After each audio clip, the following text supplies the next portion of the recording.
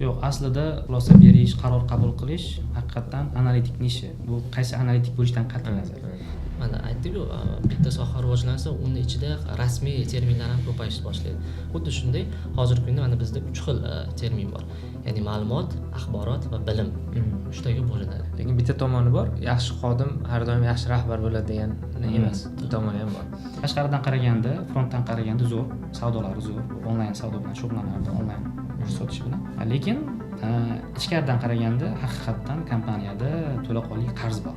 Kompaniyani barib ichidan kelib chiqqan odamlar qaror qabul qilishga ko'proq moyilligi bo'ladi va ular qabul qilishi to'g'riroq bo'ladi. Soha, mana shu sohada ML bo'lsa, data science, data analysis nimaga o'sha oxirgi paytlarda keskin birdaniga ko'zga tashlanib qolyapti va katta talab bo'lyapti. Ma'lumotni olib ko'rgan bilan uni xulosa chiqarmasangiz, unga xulosa chiqargandan keyin o'shani ustida ishlamasangiz foydasi yo'q. Kimdir xodimingiz masalan shu parolini vaqtida almashtirmaganligini hisobiga kimdir bilib qolib, kirib sizni sistemangizdan kerak ma'lumot yo'qki, kirib o'sha shuncha yil to'plagan jadvallaringiz o'chirib chiqib ketishi mumkin.